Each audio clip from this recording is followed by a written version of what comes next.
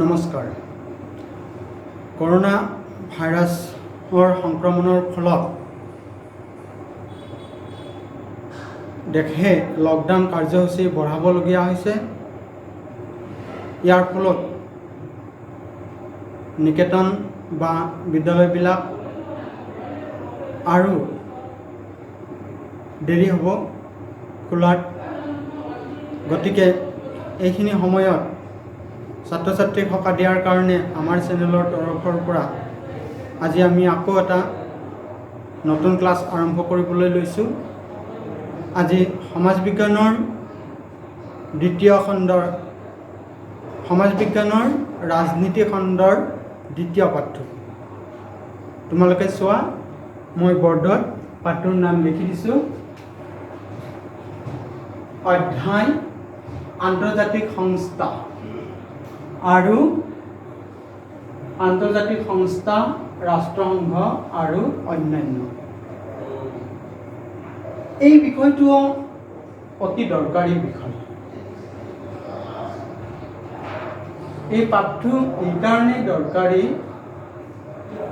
কিয়নো এই শব্দটোৰ লগতে দুটা আৱেগৰ শব্দ জড়িত হৈ আছে। এটা হৈছে যুদ্ধ আৰু ইয়াৰ ঠিক বিপৰীত শব্দটোৱে হৈছে শান্তি। যুদ্ধ আৰু শান্তি। এই পাঠটোৰ লগত যুদ্ধ আৰু শান্তি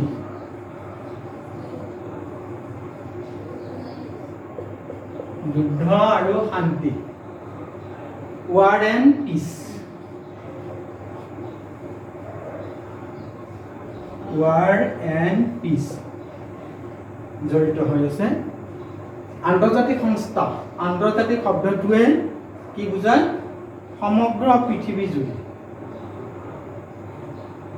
আৰু তাৰ ব্যৱস্থাটো, তাৰ প্ৰথম কথাটো হৈছে ৰাষ্ট্ৰসংঘ।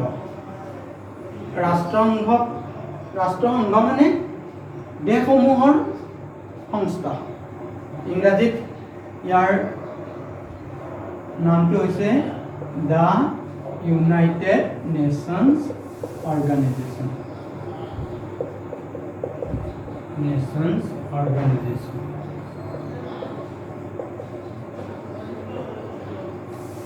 আৰু অন্যান্য মানে মিছচেলেনিয়াছ।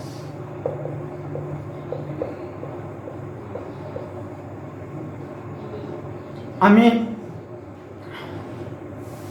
এই পাঠটো আগবঢ়াৰ আগতে বা পাঠটো আগবঢ়াই নিয়তে বা পাঠটো বহলাই আলোচনা কৰাৰ আগতে আমি দুখনকৈ বিশ্বযুদ্ধৰ কথা কৰিব লাগিব বা মনত পেলাব লাগিব। প্ৰথম বিশ্বযুদ্ধ হৈছিল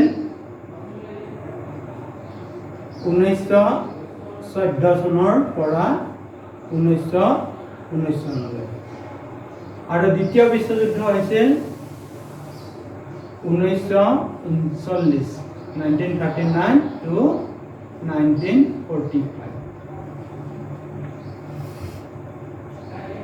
আমাৰ যেনেকৈ দুজন মানুহ বা কেইজনমান মানুহ পৰিয়ালৰ মাজত কাজিয়া লাগে, ঠিক তেনেদৰে ৰাষ্ট্ৰৰ মাজতো কিবা কাৰণত কাজিয়া লাগে। ইয়াৰ ফলত যুদ্ধৰ পৰিৱেশ হয় বা যুদ্ধ হয়। আমাৰ কাজিয়াবিলাক আমাৰ মানুহে যেনেকৈ মীমাংসা কৰে, ঠিক সেইদৰে ৰাষ্ট্ৰসমূহৰ কাজিয়া মীমাংসা কৰিবলৈ নিশ্চয়কৈ কোনোবা আগবাঢ়ি আহিব লাগিব। তেনে ফলশ্ৰুতিতে 1914 চনৰ পৰা 1919 চনলৈ যেতিয়া বিশ্বযুদ্ধ হৈছিল, প্ৰথম বিশ্বযুদ্ধ হৈছিল, সেই বিশ্বযুদ্ধই কৰা ধ্বংসলীলাই যিটো ক্ষতি কৰিলে, তাৰ পিছত বিশ্বক শান্তি প্ৰতিষ্ঠা কৰাৰ কাৰণে বা পৃথিৱীত চিৰদিনৰ কাৰণে শান্তি অনাৰ কাৰণে কিছু নেতৃস্থানীয় ব্যক্তিয়ে চিন্তা চৰ্চা কৰিলে। মনত ৰাখিবা, যিদৰে যুদ্ধ কৰা মানুহ আছে ঠিক তেনেদৰে শান্তি অনাটো একেদৰে প্ৰয়াস কৰা মানুহ আছে।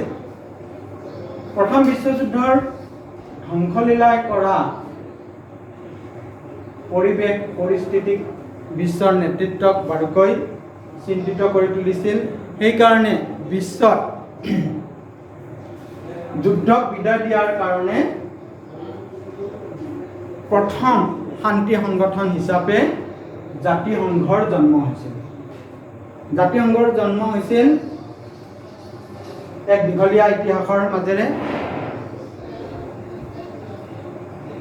1919 চনত পেৰিছ শান্তি সন্মিলন হৈছিল। তাত ভাৰ্চাই চুক্তি সম্পাদন হোৱাৰ পিছত 1920 চনৰ 10 জানুৱাৰী তাৰিখে জাতিসংঘৰ জন্ম হয়। আৰু এই জাতিসংঘৰ আমি যদি প্ৰতিষ্ঠাপক বুলি ক'ব খোজোঁ, আমেৰিকাৰ ভূতপূৰ্ব ৰাষ্ট্ৰপতি উড্ৰ উইলছনৰ নাম ল'বই লাগিব। তেওঁ জাতিসংঘ গঠনত অগ্ৰণী ভূমিকা গ্ৰহণ কৰিছিল। আৰু 1920 চনৰ 10 জানুৱাৰী পেৰিছ শান্তি সন্মিলনৰ ফলস্বৰূপে জাতিসংঘৰ জন্ম হয়। জাতিসংঘৰ জন্ম হোৱাৰ পিছত আকৌ পৃথিৱীয়ে এখন বা জাতিসংঘই দ্বিতীয় এখন বিশ্বযুদ্ধ ৰোধত সফল হ'ব নোৱাৰিলে। ঠিক ইয়াৰ 19 বছৰ পিছতে, মাত্ৰ 19 বছৰ পিছতে পৃথিৱীয়ে আৰু এখন যুদ্ধৰ সন্মুখীন হয়, দ্বিতীয় বিশ্বযুদ্ধ 1939 চনত। আৰু 1945 চনলৈকে এই বিশ্বযুদ্ধ চলিছিল। এই যুদ্ধত প্ৰথম বিশ্বযুদ্ধৰ ফাৰ্ষ্ট ৱৰ্ল্ড ৱাৰ, মনত ৰাখিবা ইয়াত ৱাৰ শব্দটো ব্যৱহাৰ হৈছে এইকাৰণে ইয়াত আণৱিক অস্ত্ৰ প্ৰয়োগ হৈছে, সেইকাৰণে ৱাৰ কয়। এনে বেটেল বুলি ক'ব পাৰিলোঁ হয়, কিন্তু এই কথাখিনিও জানিব লাগে অস্ত্ৰৰে কৰা যুদ্ধক ৱাৰ বুলি কয়। ফাৰ্ষ্ট ৱৰ্ল্ড বেটেল বুলি নকয়, ৱাৰ কয়। ইয়াত অস্ত্ৰৰ ব্যৱহাৰ হৈছে, সেইকাৰণে ফাৰ্ষ্ট ৱৰ্ল্ড ৱাৰ। এইখিনিতে তোমালোকে জানি লোৱা, শৰাইঘাট যুদ্ধ হ'লে দাস শৰাইঘাট বেটেল, কাৰণ তাত আণৱিক অস্ত্ৰৰ ব্যৱহাৰ হোৱা নাছিল। এইটো কথা জানি ল'ব লাগে। ফাৰ্ষ্ট ৱৰ্ল্ড ৱাৰ, যেতিয়া প্ৰথম বিশ্বযুদ্ধই বিশ্বক আৰু এখন যুদ্ধত ৰোধ নোহোৱাৰ কাৰণে বা স্থায়ী শান্তি স্থাপন কৰাত ব্যৰ্থ হল, তাৰ ফলস্বৰূপে পৃথিৱীত আৰু এখন দ্বিতীয় বিশ্বযুদ্ধ হ'ল 1939 চনত। প্ৰথম বিশ্বযুদ্ধৰ ধ্বংসলীলাতকৈ দ্বিতীয় বিশ্বযুদ্ধৰ ধ্বংসলীলা অধিক ভয়াৱহ আছিল। অগণন মানুহৰ প্ৰাণহানি হৈছিল। তোমালোকে নিশ্চয় জানিছাই, আমেৰিকাই জাপানৰ হিৰোশ্বিমা আৰু নাগাচাকিত আণৱিক পৰমাণু বোমা নিক্ষেপ কৰাৰ ফলত কিমান মানুহ মৰিছিল, সেই কথা ভাবি গাৰ নোম শিয়ৰি উঠে। আৰু আচৰিত যে হিৰোশ্বিমা আৰু নাগাচাকিত এতিয়াও আনকি তাত দুবৰিবনেই গজা নাই, ইমান ধ্বংসলীলা আছিল। এই 1939 চনৰ পিছত পৰা 1945 চনলৈকে যেতিয়া দ্বিতীয় বিশ্বযুদ্ধ চলিল, বিশ্বত আৰু এখন যাতে তৃতীয় বিশ্বযুদ্ধৰ সন্মুখীন হ'ব লগা নহয়, তাৰ বাবে আকৌ একে শান্তি স্থাপন কৰা কিছুমান মানুহে আৰু এটা নতুন সংস্থা গঠন কৰাৰ চিন্তা চৰ্চা কৰিলে। সেইমতে ছান ফ্ৰান্সিস্কো সন্মিলন হ'ল, আৰু এই ছান ফ্ৰান্সিস্কো সন্মিলনত 51খন দেশে সন্মতি গ্ৰহণ কৰিলে। তাৰ প্ৰধান নেতৃত্বত ব্যক্তি আছিল US প্ৰেসিডেন্ট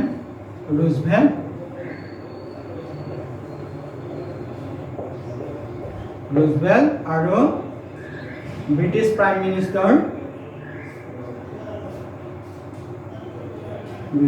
মিনিষ্টাৰ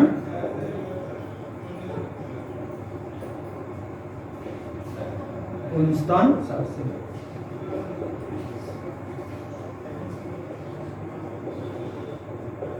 আৰু তেনেকুৱা চিন্তা চৰ্চা কৰি যাতে তৃতীয় বিশ্বযুদ্ধ এখন সন্মুখীন হ'ব নালাগে তাৰ কাৰণে ৰাষ্ট্ৰসংঘৰ জন্ম হ'ল 1945 চনৰ 24 অক্টোবৰ তাৰিখে।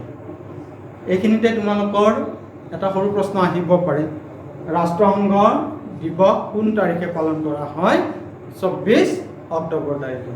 ঠিক একেদৰে জাতীয় সংঘ দিৱস 10 জানুৱাৰী তাৰিখে। এতিয়া যদি আমি এই ৰাষ্ট্ৰসংঘ আৰু জাতীয় সংঘৰ কথা কওঁ, এটাৰ নাম হ'ল লীগ অফ নেশ্যনছ, ইংৰাজী প্ৰতিশব্দটো হৈছে লীগ অফ নেশ্যনছ,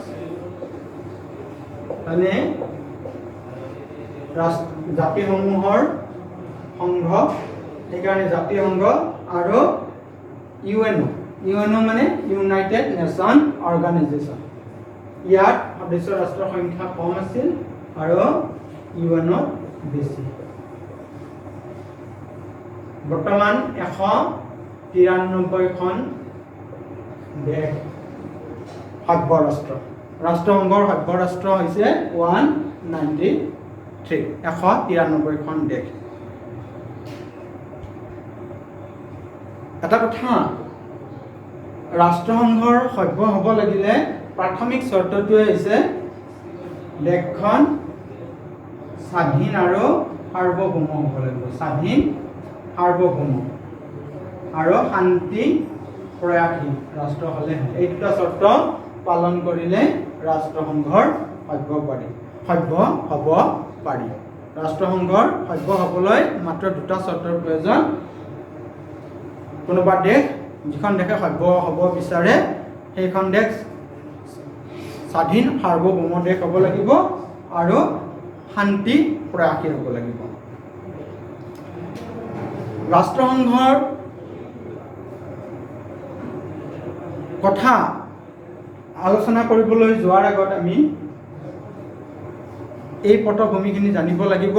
এতিয়া মই ৰাষ্ট্ৰসংঘৰ উদ্দেশ্য আৰু ইয়াৰ অংগসমূহৰ বিষয়ে তোমালোকক জনাম। এটা কথা মন কৰিবা, ৰাষ্ট্ৰসংঘৰ উদ্দেশ্য আৰু নীতিসমূহ বা ইয়াৰ অংগসমূহৰ বিষয়ে জনাৰ আগতে ৰাষ্ট্ৰসংঘৰ প্ৰধান কাৰ্যালয়টোও জানিব লাগে। ৰাষ্ট্ৰসংঘৰ প্ৰধান কাৰ্যালয় আমেৰিকা যুক্তৰাষ্ট্ৰৰ নিউয়ৰ্ক চহৰত অৱস্থিত। এইটো প্ৰশ্ন আহিব পাৰে, এটা 1 নম্বৰৰ প্ৰশ্ন হিচাপত। ৰাষ্ট্ৰসংঘৰ সদৰ কাৰ্যালয় ক'ত? আমেৰিকা যুক্তৰাষ্ট্ৰৰ নিউয়ৰ্ক চহৰত।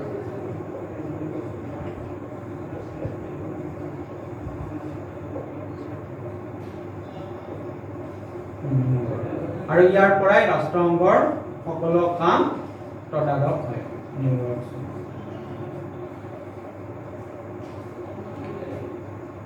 এতিয়া কোনো এটা সংস্থা, আমাৰ সাধাৰণ সংস্থা গঠন হ'লে তাৰ উদ্দেশ্য থাকিব আৰু নীতি থাকে, তেনেকৈহে এটা সংস্থা গঠন হয়। ঠিক একেদৰে ৰাষ্ট্ৰসংঘৰো উদ্দেশ্য, এইমছ আৰু নীতি মানে পলিচি, এইমছ এণ্ড পলিচি আছে। ৰাষ্ট্ৰসংঘৰ যিখন চনত, ৰাষ্ট্ৰসংঘৰ চনদত 111টা অনুচ্ছেদ আছে। 111 অনুচ্ছেদ আছে, আৰ্টিকল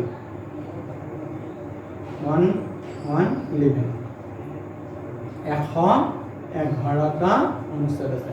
আৰু এই ৰাষ্ট্ৰসংঘৰ চনদতে ৰাষ্ট্ৰসংঘৰ লক্ষ্য বা উদ্দেশ্য আৰু নীতিসমূহ আছে। ৰাষ্ট্ৰসংঘৰ উদ্দেশ্য বুলি ক'লে 4টা উদ্দেশ্য আছে আৰু 6টা নীতি আছে।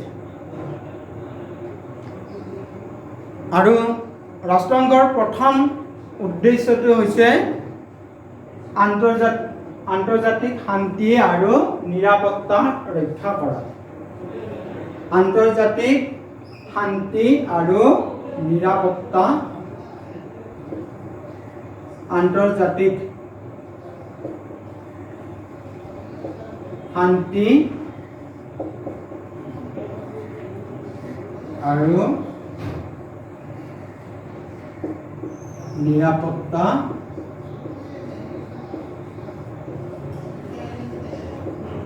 ৰক্ষা কৰা। আন্তৰ্জাতিক শান্তি আৰু নিৰাপত্তা ৰক্ষা কৰা। ইংৰাজীত ক'লে কি হ'ব? To maintain international peace and security. এইটো হৈছে ৰাষ্ট্ৰসংঘৰ প্ৰথম উদ্দেশ্য।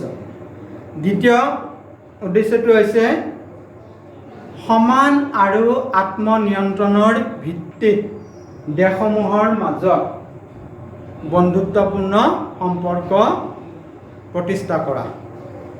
সমান অধিকাৰ আৰু আত্মনিয়ন্ত্ৰণৰ ভিত্তিত দেশসমূহৰ মাজত বন্ধুত্বপূৰ্ণ সম্পৰ্ক প্ৰতিষ্ঠা কৰা। To establish friendly relation on the basis of equal rights and control, self-control. 3 number উদ্দেশ্যটো হৈছে আন্তঃৰাষ্ট্ৰীয় সহযোগিতাৰ ভিত্তিত অৰ্থনৈতিক, সামাজিক আৰু সাংস্কৃতিক সমস্যাসমূহৰ সমাধান কৰা আৰু প্ৰত্যেকজন ব্যক্তিয়ে যাতে মানৱ অধিকাৰ আৰু মৌলিক অধিকাৰ উপভোগ কৰিব পাৰে তাৰ ব্যৱস্থা কৰা।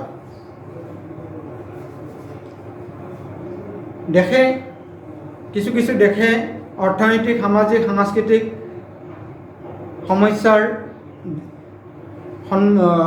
কেতিয়াবা সন্মুখীন হয় বা দেশৰ মাজতো হ'ব পাৰে। সেইবিলাক কিন্তু ৰাষ্ট্ৰসংঘই সমাধানৰ ব্যৱস্থা কৰে আৰু প্ৰত্যেক মানুহে যাতে মানৱ অধিকাৰ আৰু মৌলিক অধিকাৰ উপভোগ কৰিব পাৰে তাৰ ব্যৱস্থা কৰে। আৰু এইটো নকৰিলেতো দিগদাৰ হ'ব।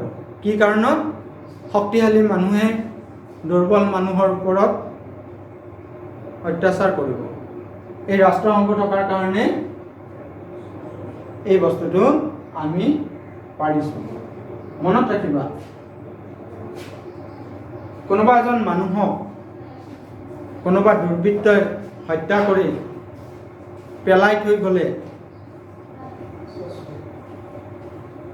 তাৰ যদি মৃতদেহটো পেলাই থৈ মৃতদেহটো যদি বেয়া কৰে বা দিব নিদিয়ে তেতিয়া এইটো মানৱ অধিকাৰ উলংঘন হয়। বা মৃতদেহৰ ওপৰত যদি অত্যাচাৰ কৰে এইটো মানৱ অধিকাৰ উলংঘন হয়। আৰু তেতিয়া যদি সেই মৃতদেহৰ কোনো গৰাকীও নাথাকে তেতিয়া সেই কেছটো নিজে নিজে স্থানীয় থানাত ৰেজিষ্টাৰ হয় আৰু থানাই তাৰ সুব্যৱস্থা কৰে। এইটোৱেই মানৱ অধিকাৰ। যদিও বহু দেশত মানৱ অধিকাৰ ভুলুণ্ঠিত হৈছে আমাৰ মানসিকতাৰ ওপৰত বা আমি নিজে বেয়া হৈছোঁ, কিন্তু আচলতে ৰাষ্ট্ৰসংঘই এই ব্যৱস্থাটো কৰিছে আৰু যাতে মানৱ অধিকাৰ উলংঘন নহয় তাৰ ব্যৱস্থা কৰিছে। শেষৰ উদ্দেশ্যটো 4 নম্বৰ উদ্দেশ্যটো হৈছে উল্লেখিত এই যি 3টা উদ্দেশ্যৰ কথা কৈছে সেইকেইটা এই উদ্দেশ্যবিলাকত উপনীত হোৱাৰ কাৰণে বিভিন্ন দেশৰ মাজত সম্বন্ধটো ভাল কৰাৰ কাৰণে ৰাষ্ট্ৰসংঘই কেন্দ্ৰ হিচাপে কাম কৰে। মানে ৰাষ্ট্ৰসংঘই উল্লেখিত উদ্দেশ্যসমূহ সমাধান বা দেশসমূহৰ মাজত কাম কৰাৰ কাৰণে ৰাষ্ট্ৰসংঘই নিজে কেন্দ্ৰ হিচাপত কাম কৰে। এই 4টা উদ্দেশ্য মই এটা লিখি দিছোঁ, বাকীবিলাক কৈ দিছোঁ। এইখিনিতে তোমালোকৰ বাবে প্ৰশ্ন হ'ব পাৰে যে ৰাষ্ট্ৰসংঘৰ 3টা উদ্দেশ্য লিখা। তেতিয়া এটা কথা মনত ৰাখিবা, এই যে ৰাষ্ট্ৰসংঘৰ উদ্দেশ্য লিখিব দিছে, সেই উদ্দেশ্যবিলাক কিন্তু কিতাপত থকা মতে স্পষ্ট, কোনো হীন দেৰি নোহোৱাকৈ লিখিব লাগিব। ইয়াত নিজৰ ভাষাৰে লিখিব নোৱাৰিবা। সমাজ বিজ্ঞানৰ প্ৰশ্নৰ উত্তৰ কৰোঁতে এই কথাটো সদায় গুৰুত্ব দিব লাগে। ইয়াত নিজৰ ভাষা ব্যৱহাৰ নহয়। আমি টিচাৰ হিচাপত বুজাওঁতে কেতিয়াবা কৰিব পাৰোঁ, কিন্তু ইয়াৰ পৰা মেইন কথাটোৰ পৰা ফালৰি কাটিব নোৱাৰোঁ। ইয়াক কিতাপত যিটো লিখা আছে সেইটোৱে কৰিব লাগিব। গতিকে এইবিলাক প্ৰশ্নৰ উত্তৰ কৰোঁতে এটা কথা মনত ৰাখিবা, মুখস্থ কৰাৰ গত্যন্তৰ নাই, কিন্তু তাৰ আগত বুজিব লাগিব। বুজি ল'লে তোমাৰ কনচেপ্টটো ক্লিয়াৰ হ'ব। কিন্তু লিখতে কিতাপত যেনেকুৱাকৈ আছে তেনেকুৱাকৈয়ে উত্তৰ কৰিব লাগিব। এটাও শব্দৰ হিন্দেৰী হ'ব নোৱাৰে। এই হৈছে ৰাষ্ট্ৰসংঘৰ 4টা উদ্দেশ্য। ঠিক একেদৰে ৰাষ্ট্ৰসংঘৰ 6টা নীতি আছে। প্ৰথম নীতিটো হৈছে পলিচি। প্ৰথমটো কেনেকুৱা? সকলো সদস্য ৰাষ্ট্ৰৰ সমান সাৰ্বভৌম নীতিৰ ভিত্তিত ৰাষ্ট্ৰসংঘ প্ৰতিষ্ঠা হ'ব। তাৰমানে সকলো সদস্য ৰাষ্ট্ৰৰ ইয়াত অধিকাৰ একেই থাকিব বা ক্ষমতাটো একে থাকিব, সাৰ্বভৌম নীতিৰ ভিতৰত থাকিব। দ্বিতীয়টো হৈছে ৰাষ্ট্ৰসংঘৰ চনদত উল্লেখ থকা নিয়মাৱলী মানি লৈ সকলো সদস্য ৰাষ্ট্ৰই নিজা দায়িত্ব পালন কৰিব। ইয়াৰ সংবিধান আছে, এই নিয়মাৱলী মানিবলৈ ৰাষ্ট্ৰসংঘই কাম কৰিব। তৃতীয়টো হৈছে আন্তঃৰাষ্ট্ৰীয় শান্তি, নিৰাপত্তা আৰু ন্যায়ত কোনো আঘাত নোহোৱাকৈ সকলো সদস্য ৰাষ্ট্ৰই সকলো ধৰণৰ বিবাদ শান্তিপূৰ্ণভাৱে মীমাংসা কৰিব। কোনোবা দুখন দেশৰ মাজতো যদি কাজিয়া হয়, তাৰ বিবাদবিলাক মীমাংসা কৰাত কি কৰিব লাগে? ৰাষ্ট্ৰসংঘৰ নিয়মমতে কি আছে?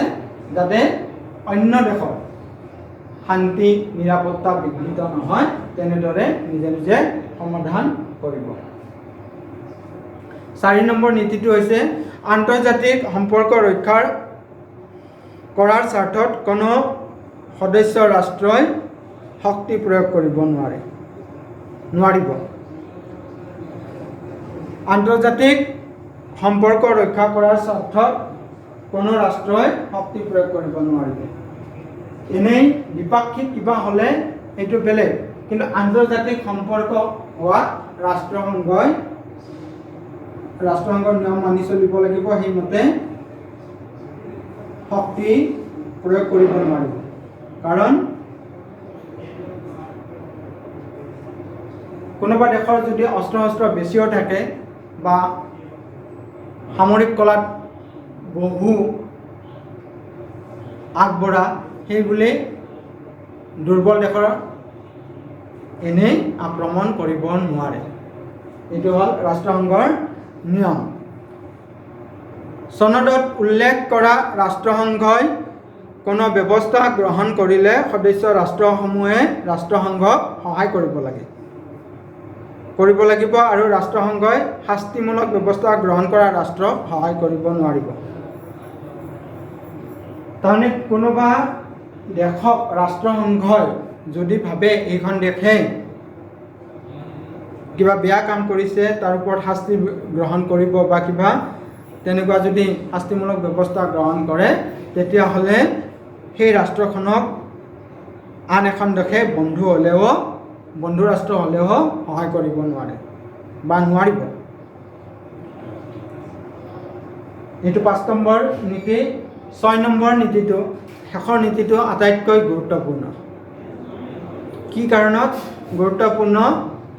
ৰাষ্ট্ৰসংঘই সদস্য ৰাষ্ট্ৰসমূহৰ আভ্যন্তৰীণ বিষয়ত হস্তক্ষেপ নকৰিব। নিজে তাৰমানে দেশৰ আভ্যন্তৰীণ বিষয় মানে কেনেকুৱা বিষয়? ধৰা কিছু বিচ্ছিন্নতাবাদী কাৰ্যকলাপ যদি দেশৰ মাজতে হয়, সেই বিষয়টো ৰাষ্ট্ৰসংঘই নিজে আৰু এখন দেশৰ মাজত আহি হস্তক্ষেপ নকৰে, যদিহে সেইখন দেশে নিবিচাৰে। এইখিনিতে তোমালোকৰ মনত এটা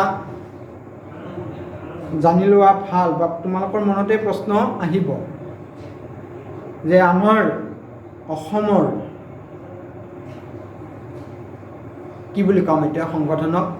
ইতিমধ্যে সন্ত্ৰাসবাদী সংগঠন বুলিও কৈছে, বিচ্ছিন্নতাবাদী সংগঠন বুলিও কয়,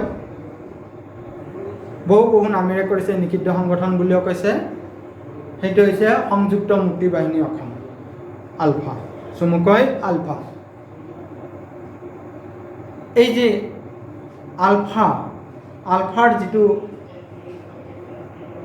কথা, আলফাই স্বাধীন অসমৰ দাবী বিচাৰিছে। ইয়াৰ কাৰণে বহু কুটাঘাতমূলক কাৰ্যকলাপো সংঘটিত কৰিছে। মুঠতে ভাৰত ৰাষ্ট্ৰৰ লগত এটা আলফাৰ সংঘাত। তেওঁলোকে স্বাধীন অসম, সাৰ্বভৌম অসমৰ দাবী বিচাৰিছে। ভাৰত ৰাষ্ট্ৰই ইয়াৰ বিৰোধী নিদিয়ে। কিন্তু এই বিষয়টো আলফা চৰকাৰৰ মাজত আলোচনা হৈ আছে। কিন্তু আলফাই দাবী কৰি আছে যে আলফা চৰকাৰৰ মাজত যিটো আলোচনা, এইটো ৰাষ্ট্ৰসংঘৰ মজিয়াত হ'ব লাগে। এইটো আলফাই বিচাৰিছে, আৰু সেইটো যদি চৰকাৰে মানি লয় তেতিয়াহ'লে ৰাষ্ট্ৰসংঘৰ মজিয়াত হ'ব পাৰে। এনে কিন্তু ৰাষ্ট্ৰসংঘই নিজে আমাৰ এই সমস্যাটো সমাধান বা ইয়াত হস্তক্ষেপ কৰিবলৈ নাহে। কোনোবা সদস্য ৰাষ্ট্ৰই যদি বিচাৰে তেনেকুৱা, তেতিয়াহ'লে কৰাটো বেলেগ কথা, কিন্তু এনেই নিজে হস্তক্ষেপ নকৰে। এইটো নীতি ৰাষ্ট্ৰসংঘৰ এইকাৰণেই গুৰুত্বপূৰ্ণ, কাৰণ প্ৰত্যেক দেশতে এনেকুৱা কিছু আভ্যন্তৰীণ বিষয় আছে বা থাকে বা সন্মুখীন হয়। এইকেইটা হৈছে ৰাষ্ট্ৰসংঘৰ উদ্দেশ্য আৰু নীতি। এইকেইটা নীতিও ঠিক একেদৰে ৰাষ্ট্ৰসংঘৰ 3টা নীতি উল্লেখ কৰা। সাধাৰণতে এইটো পাঠৰ পৰা 2-3 প্ৰশ্ন আহে। গোটেইকেইটা চাই থকা, 4 নম্বৰ আহিলেও একেবাৰে হৈ যাব, 2 নম্বৰৰ ভিতৰত আহিলেও এইকেইটাই লিখিব লাগিব। গতিকে ছাত্ৰ ছাত্ৰী হওক তোমালোক আটাইকেইটায়ে উদ্দেশ্য নীতি মুখস্থ কৰিবা। এইকাৰণে 2টা লিখিব দিলেও তোমালোকৰে ভাল হ'ব। যদি 6টা নীতি আছে, 6টা নীতি 4টা লিখিব দিয়ে তেতিয়াও ভাল। যোনটো তোমাৰ সোনকালে মুখস্থ হয় সেইকেইটা লিখিব পাৰিবা। যোনটো সহজ পোৱা সোনটো লিখিলা, আৰু 6টাই লিখিব দিলে 6টাই হ'ব, 2টা লিখিলে 2টাই হ'ব। সেইকাৰণে আটাইবোৰে মুখস্থ কৰিলে আটাইবোৰ প্ৰশ্নৰ নম্বৰৰ কাৰণে তোমালোকৰ বাবে সুবিধা হ'ব। সেইকাৰণে অতি কমেও 4টাকৈ কৰিবা মুখস্থ। এতিয়া ৰাষ্ট্ৰসংঘ গঠনত এনেইতো আৰু ৰাষ্ট্ৰ এটা সংস্থা গঢ়ি নুঠে, ইয়াৰো কিছু অংগ আছে। 6টা প্ৰধান অংগৰে ৰাষ্ট্ৰসংঘ গঠন হৈছে। ৰাষ্ট্ৰসংঘ গঠন 6টা অংগৰে আছে। প্ৰথম অংগটো হৈছে ৰাষ্ট্ৰসংঘৰ 6টা অংগ আছে, 6 অৰ্গান। অংগকেইটা জানি ল'বা। প্ৰথম অংগটো হৈছে সাধাৰণ সভা।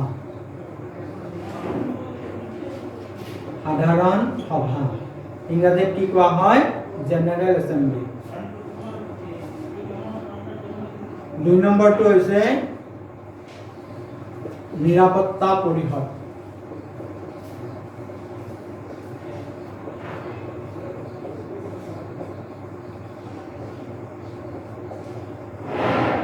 3 নম্বৰটো হৈছে নিৰাপত্তা পৰিষদক কয় সিকিউৰিটি কাউন্সিল।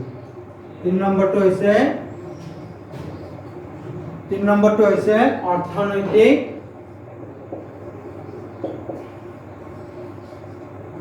আৰু সামাজিক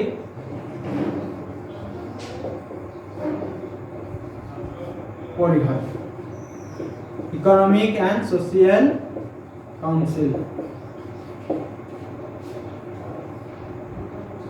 4 নম্বৰটো হৈছে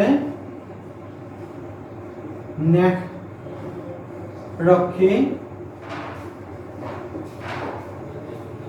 পৰিষদ, ট্ৰাষ্টেচিভ কাউন্সিল। 5 নম্বৰটো হৈছে আন্তৰ্জাতিক ন্যায়ালয়, ইণ্টাৰনেশ্যনেল কোৰ্ট অফ জাষ্টিচ।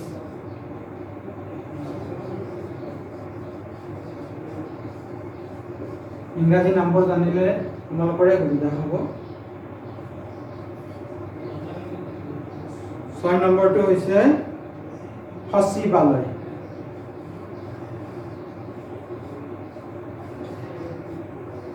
সচিবালয় মানে ছেক্ৰেটাৰিয়েট।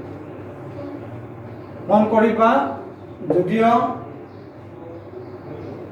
অংগবিলাকৰ ক্ৰম অনুযায়ী দিছোঁ, এইটো নুবুজায় যে এইটো বেছি শক্তিশালী, এইটো কম শক্তিশালী, এইটো বেছি, এইটো ৰেংক ইয়াত নাই। তথাপিও আমি ক্ৰম কৰি দিবই লাগিব, কোনোবাটো প্ৰথম হ'বই লাগিব। কিন্তু সকলোৰে এই গোটেইকেইটা অংগৰে গুৰুত্ব আছে, হয়তো অলপ গুৰুত্ব কিছু কিছু ক্ষেত্ৰত বেলেগ হ'ব পাৰে। এইকেইটাৰ বিষয়ে আমি অলপ বহলাই আলোচনা কৰিম এতিয়া। সাধাৰণ সভা ৰাষ্ট্ৰসংঘৰ প্ৰথম আৰু বৃহত্তম অংগটো হৈছে সাধাৰণ সভা, জেনেৰেল এছেম্বলি।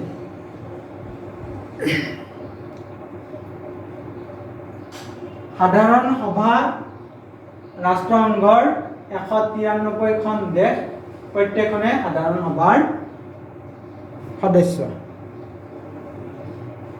আৰু সাধাৰণ সভাত প্ৰত্যেক সদস্য ৰাষ্ট্ৰই 5জনকৈ প্ৰতিনিধি পঠাব পাৰিব, কাৰণ সাধাৰণ সভাৰ বছৰত এবাৰ অধিৱেশন বহে। 5জনকৈ প্ৰতিনিধি পঠায়, কিন্তু প্ৰত্যেকৰে একোটাকৈহে ভোট থাকে। আৰু আকাৰত বৃহৎ হোৱাৰ বাবে কেইবাখনো কমিটিৰ জৰিয়তে সাধাৰণ সভাই কাৰ্যসমূহ পৰিচালনা কৰে। এইটো হৈছে সাধাৰণ সভা। সাধাৰণ সভাটো আমি ক'লোঁ বা জানিলোঁ, আমি মানে মই ক'লোঁ, তোমালোকে জানিলা। নিৰাপত্তা পৰিষদ ৰাষ্ট্ৰসংঘৰ দ্বিতীয় অংগটো নিৰাপত্তা পৰিষদ, এইটো গুৰুত্বপূৰ্ণ অংগ। এইকাৰণে ইয়াক চিকিউৰিটি কাউন্সিল বুলি কোৱা হয়। নিৰাপত্তা পৰিষদ 5খন স্থায়ী সদস্য ৰাষ্ট্ৰ, চব ইয়াৰ সদস্য নহয়, 5খন স্থায়ী সদস্য ৰাষ্ট্ৰ আৰু 10খন অস্থায়ী সদস্য ৰাষ্ট্ৰ, সৰ্বমুঠ 15খন ৰাষ্ট্ৰৰে নিৰাপত্তা পৰিষদ গঠিত হয়। কিন্তু নিৰাপত্তা পৰিষদৰ 1963 চনত ৰাষ্ট্ৰসংঘৰ চনদৰ 23 নং অনুচ্ছেদৰ সংশোধন কৰি অস্থায়ী সদস্য সংখ্যা 10লৈ বৃদ্ধি কৰা হয়। আদিতে ৰাষ্ট্ৰসংঘৰ অস্থায়ী সদস্য সংখ্যা 6জন আছিল, 6খন আছিল। জন মানে ইয়াত সদস্য বুলি ক'লে আমি দেশকে বুজিম। 6খন সদস্য ৰাষ্ট্ৰ আছিল, 6ৰ পৰা 10লৈ বৃদ্ধি হয়। তাৰমানে প্ৰথম অৱস্থাত 11খন আছিল, তাৰপিছত 6ৰ পৰা যিহেতু 10খন হ'ল, তেতিয়া 15খন হয়। এই নিৰাপত্তা পৰিষদৰ 5খন স্থায়ী সদস্য ৰাষ্ট্ৰৰ নাম আমি জানিব লাগিব। কোনকেইখন ৰাষ্ট্ৰ নিৰাপত্তা পৰিষদৰ স্থায়ী সদস্য ৰাষ্ট্ৰ আমেৰিকা যুক্তৰাষ্ট্ৰ,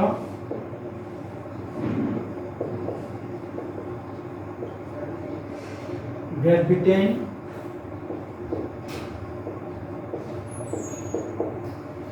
ফ্ৰান্স, চীন আৰু ৰাছিয়া। এইকেইখন হ'ল নিৰাপত্তা পৰিষদৰ স্থায়ী সদস্য ৰাষ্ট্ৰ। নিৰাপত্তা পৰিষদৰ এই স্থায়ী সদস্য ৰাষ্ট্ৰবিলাকৰ এটা বিশেষ ক্ষমতা আছে। এইটো কথা বেছি দৰকাৰী আহে, পৰীক্ষাত আহে। ভেটো, ভেটো মানে বাধা প্ৰদান কৰাৰ ক্ষমতা। কোনো বিষয়ত সিদ্ধান্ত ল'ব লাগিলে, ৰাষ্ট্ৰসংঘৰ কোনো বিষয়ত সিদ্ধান্ত ল'ব লগা হ'লে নিৰাপত্তা পৰিষদৰ এই 5খন স্থায়ী সদস্য ৰাষ্ট্ৰৰ সন্মতিৰ প্ৰয়োজন। আৰু ইয়াৰ ভিতৰত কোনোবা এখন দেশে যদি কোনো বিষয়ত সন্মতি প্ৰদানত অনিচ্ছুক হয়, তেতিয়া সেই সিদ্ধান্ত ল'ব নোৱাৰে। এইটো হৈছে নিৰাপত্তা পৰিষদৰ সদস্য ৰাষ্ট্ৰসমূহৰ ভেটো প্ৰদান কৰাৰ ক্ষমতা, আৰু এই ক্ষমতাটো বৰ গুৰুত্বপূৰ্ণ।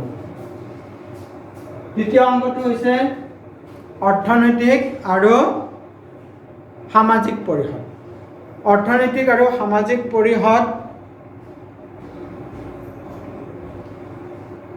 ৰাষ্ট্ৰসংঘৰ তৃতীয় গুৰুত্বপূৰ্ণ অংগ।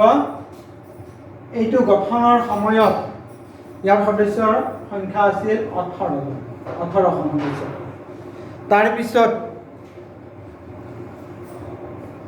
তাৰপিছত ইয়াৰ সদস্য সংখ্যা 27লৈ বৃদ্ধি কৰা হয়,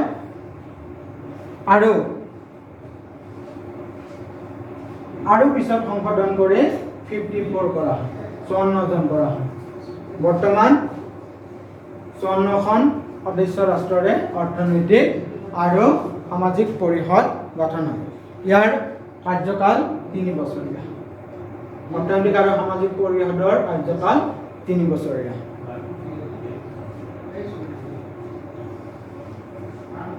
সকলো বিষয় যেনে অৰ্থনৈতিক, সামাজিক, সাংস্কৃতিক ইত্যাদি বিষয়ৰ কামসমূহ অৰ্থনৈতিক আৰু সামাজিক পৰিষদে কাৰ্যনিৰ্বাহ কৰে।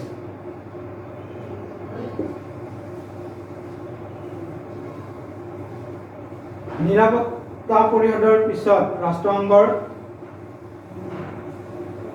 চতুৰ্থ অংগটো হৈছে ন্যায়ৰক্ষী পৰিষদ। ইয়াক কোৱা হয় ট্ৰাষ্টিশ্বিপ কাউন্সিল। ন্যায়ৰক্ষী পৰিষদৰ কথা ৰাষ্ট্ৰসংঘৰ চনদৰ 76 নং অনুচ্ছেদত আছে।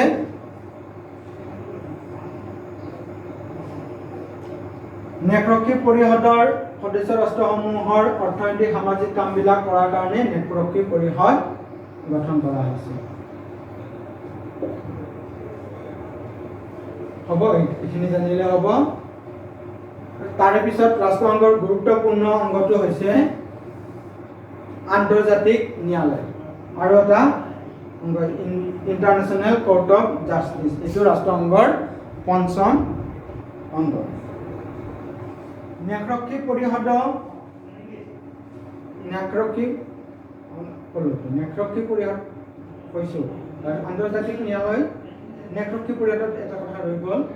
আন্তৰ্জাতিক ন্যায়ালয় কোৱাৰ আগতে ন্যায়ৰক্ষী পৰিষদত 3 ধৰণৰ সদস্য ৰাষ্ট্ৰৰে গঠন। 3 ধৰণৰ সদস্য থাকে। তাৰপিছত ন্যায়ৰক্ষী পৰিষদৰ পিছৰ অংগটো হৈছে আন্তৰ্জাতিক ন্যায়ালয়। আন্তৰ্জাতিক ন্যায়ালয় মুঠ 15জন ন্যায়াধীশেৰে গঠিত এটা ৰাষ্ট্ৰসংঘ। এইখন নেকি বিবাদ মীমাংসা কৰাৰ এখন আদালত। ৰাষ্ট্ৰসংঘৰ সকলো সদস্য ৰাষ্ট্ৰ আন্তৰ্জাতিক ন্যায়ালয়ৰ সদস্য, আৰু এই আন্তৰ্জাতিক ন্যায়ালয়ত মুঠ 15জন ন্যায়াধীশ থাকে। এইদৰে এইখিনি জানিলে আন্তৰ্জাতিক ন্যায়ালয়ৰ কথা আমি গম পাম। ৰাষ্ট্ৰসংঘৰ শেষৰটো আৰু অতি গুৰুত্বপূৰ্ণ অংগটো হৈছে সচিবালয়। ৰাষ্ট্ৰসংঘৰ ষষ্ঠ অংগটো হৈছে 6 নম্বৰ অংগটো হৈছে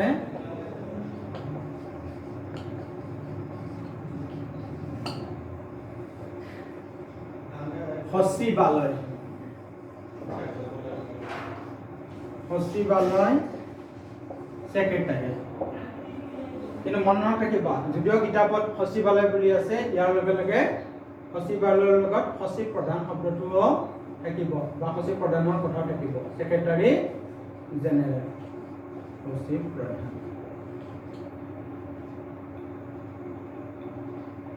ৰাষ্ট্ৰসংঘৰ অতি গুৰুত্বপূৰ্ণ বা ৰাষ্ট্ৰসংঘৰ প্ৰাণৰ কেন্দ্ৰটো হৈছে, প্ৰাণ বুলি কোৱা অংগটো হৈছে সচিবালয়। ৰাষ্ট্ৰসংঘৰ এই সচিবালয়ৰ কথা 97 নং অনুচ্ছেদত আছে। সচিব প্ৰধানৰ কথা এইটো অনুচ্ছেদত আছে। সচিব প্ৰধান আৰু কিছুমান কৰ্মচাৰীৰ সহযোগত সচিবালয় গঠিত। এই সচিব প্ৰধান নিয়োগত ৰাষ্ট্ৰসংঘৰ দ্বিতীয় গুৰুত্বপূৰ্ণ অংগ নিৰাপত্তা পৰিষদ আৰু প্ৰথম অংগ সাধাৰণ সভাৰ ভূমিকা থাকে। সচিব প্ৰধান নিয়োগৰ ক্ষেত্ৰত নিৰাপত্তা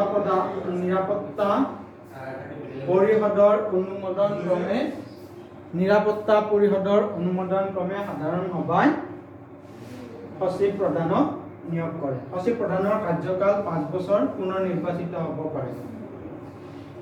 ৰাষ্ট্ৰসংঘৰ প্ৰথম সচিব প্ৰধান আছিল নৰৱেৰ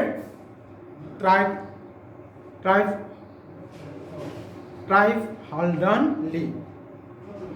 আৰু বৰ্তমান ৰাষ্ট্ৰসংঘৰ সচিব প্ৰধানৰ নাম হৈছে পৰ্তুগালৰ এণ্টনিঅ গুটেৰেছ।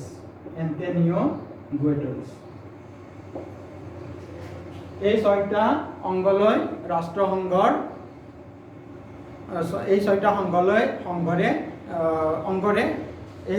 অংগৰে ৰাষ্ট্ৰসংঘ গঠিত।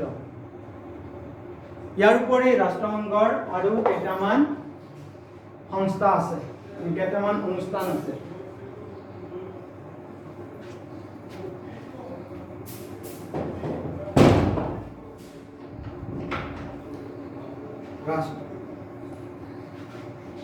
আৰু কেইটামান সংস্থা আছে, সেইকেইটা হৈছে সংস্থা নকয়, এইকেইটা অভিকৰণ বা এজেঞ্চি। সেইকেইটা হৈছে, মই প্ৰথমতে এব্ৰিভিয়েশ্যন বিলাক দি দিছোঁ। ইউনেস্কো হৈছে United Nation Educational Scientific Cultural Organization. 2 number UNICEF, United Nations International Children Emergency Fund. 3 নম্বৰটো হৈছে ৱৰ্ল্ড হেল্থ অৰ্গেনাইজেশ্যন। 4 নম্বৰটো হৈছে FAO, food and agricultural organisation. 5 নম্বৰটো হৈছে IMF, ইণ্টাৰনেশ্যনেল মানিটাৰী ফাণ্ড। 6 নম্বৰটো হৈছে ILO, ইণ্টাৰনেশ্যনেল লেবাৰ অৰ্গেনাইজেশ্যন। এইটোৰ অসমীয়াটো হৈছে আন্তৰ্জাতিক শিক্ষা, বিজ্ঞান আৰু সাংস্কৃতিক সংগঠন। এইটো হৈছে আন্তৰ্জাতিক শিশু জৰুৰী নিধি। এইটো হৈছে ৱৰ্ল্ড হেল্থ অৰ্গেনাইজেশ্যন, বিশ্ব স্বাস্থ্য সংস্থা। এইটো হৈছে FAO, food and agriculture organisation, কৃষি, খাদ্য আৰু কৃষি সংগঠন। এইটো হৈছে IMF, ইণ্টাৰনেশ্যনেল মানিটাৰী ফাণ্ড, আন্তৰ্জাতিক মুদ্ৰা নিধি। এইটো হৈছে ILO, ইণ্টাৰনেশ্যনেল লেবাৰ অৰ্গেনাইজেশ্যন, বিশ্ব আন্তৰ্জাতিক শ্ৰমিক সংঘ বা সংস্থা। এই 6টা অভিকৰণ এজেঞ্চিৰেও ৰাষ্ট্ৰসংঘৰ এটা ভূমিকা লৈছে। এতিয়া কথাটো হ'ল, আমি প্ৰথম কথাখিনি কোৱাৰ লগে লগে ইয়াৰ এটা কথা আছে যুদ্ধ আৰু শান্তি। সেহেতু এতিয়া আমি আলোচনা কৰিব লাগিব ৰাষ্ট্ৰসংঘ আৰু বিশ্ব শান্তি। ৰাষ্ট্ৰসংঘ আৰু বিশ্ব শান্তি। ৰাষ্ট্ৰসংঘ আৰু বিশ্ব শান্তি। যুদ্ধ হ'লে শান্তি হ'বই। পৃথিৱীৰ জনগণৰ মনৰ পৰা যুদ্ধৰ বিভীষিকা আঁতৰাবলৈয়ে ৰাষ্ট্ৰসংঘৰ জন্ম হৈছিল। আৰু এই ৰাষ্ট্ৰসংঘ 1945 চনত জন্ম হোৱাৰ পিছত বৰ্তমানলৈকে পৃথিৱীত আৰু এখন যুদ্ধ হোৱা নাই। এই হিচাপত আমি ৰাষ্ট্ৰসংঘৰ গঠনৰ সময়ৰ পৰা আজিৰ সময় যদি ধৰোঁ প্ৰায় 70 বছৰ। এই 70 বছৰত ধৰি দিলে 70 বছৰত ৰাষ্ট্ৰসংঘই আমাক কমচে কম আৰু এখন তৃতীয় বিশ্বযুদ্ধৰ পৰিৱেশ হোৱাত বাধা দিছে বা হোৱা নাই। কিন্তু সেই বোলে যুদ্ধৰ কথা একদম আঁতৰি যোৱা নাই। যুদ্ধৰ দামামা চলি থাকে মাজে সময়ে। দ্বিপাক্ষিকভাৱেও কেতিয়াবা যুদ্ধৰ পৰিৱেশ হয়। তথাপিও বিশ্বযুদ্ধ বা বহু ৰাষ্ট্ৰৰ মাজত এখন আৰু যুদ্ধ হোৱাৰ পৰা আমাক ৰাষ্ট্ৰসংঘই ৰোধ কৰিছে বা পৰিস্থিতিৰ লগত মোকাবিলা কৰিছে। বহু ক্ষেত্ৰত ৰাষ্ট্ৰসংঘই শান্তিৰ পৰিৱেশ কৰি সম্ভাৱ্য কিছু দুৰ্ঘটনা মানে যুদ্ধ সদৃশ পৰিস্থিতিৰ পৰা আমাক মুক্ত কৰি ৰাখিছে। ইফালৰ পৰা চাব গ'লে ৰাষ্ট্ৰসংঘৰ সফলতাকে বুজায়। কিন্তু সফলতা আছে যদিও বহু ক্ষেত্ৰত আমেৰিকা যুক্তৰাষ্ট্ৰৰ ক্ষমতা প্ৰয়োগে ৰাষ্ট্ৰসংঘৰ মাজে মাজে প্ৰশ্নবোধক চিনৰ উদয় কৰিছে। ৰাষ্ট্ৰসংঘৰ অনুমোদন অবিহনে সামৰিক কাৰ্যকলাপ বহু ক্ষেত্ৰত আমেৰিকাই কৰিছে। আৰু এইটো ৰাষ্ট্ৰসংঘৰ কাৰণে কেতিয়াবা আমেৰিকাৰ বিষয় লৈ ৰাষ্ট্ৰসংঘৰ এটা প্ৰশ্নৰ সন্দিহান এটা হৈছে। যি কি নহওক বিশ্ব শান্তি প্ৰতিষ্ঠাত ৰাষ্ট্ৰসংঘৰ এক গুৰুত্বপূৰ্ণ ভূমিকা পালন কৰি আহিছে।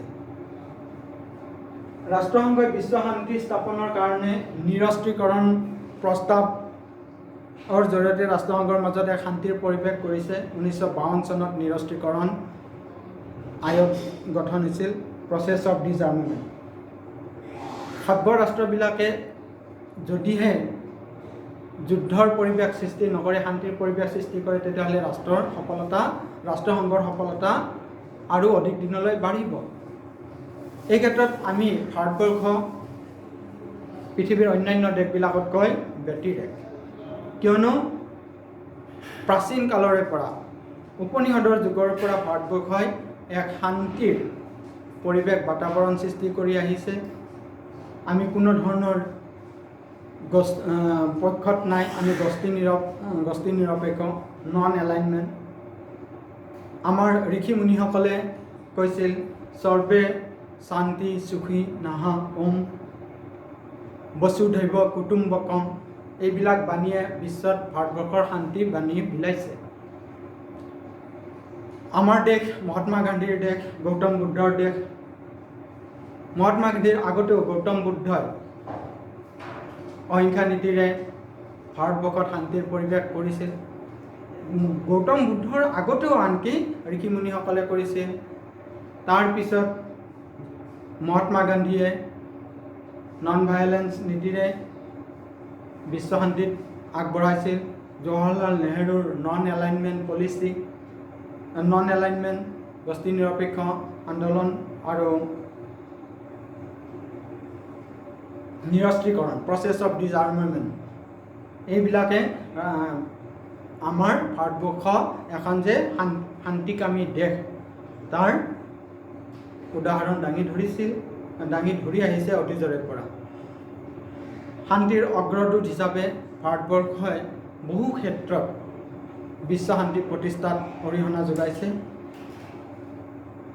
আৰু ৰাষ্ট্ৰসংঘইও এই নিৰস্ত্ৰীকৰণ আয়োগৰ জৰিয়তে বহু চুক্তি সম্পাদন কৰিছে। পাৰমাণৱিক অস্ত্ৰ সম্পৰীক্ষা নিষিদ্ধকৰণ চুক্তি CTBT, ঠিক সেইদৰে অস্ত্ৰ সম্বৰণ চুক্তি, সমুদ্ৰতল চুক্তি, এনেকুৱা বহু কৰিছে। গতিকে বিগত দিনবিলাকত ৰাষ্ট্ৰসংঘই শান্তিৰ পৰিৱেশত বহুতো ইতিবাচক ভূমিকা পালন কৰি আহিছে।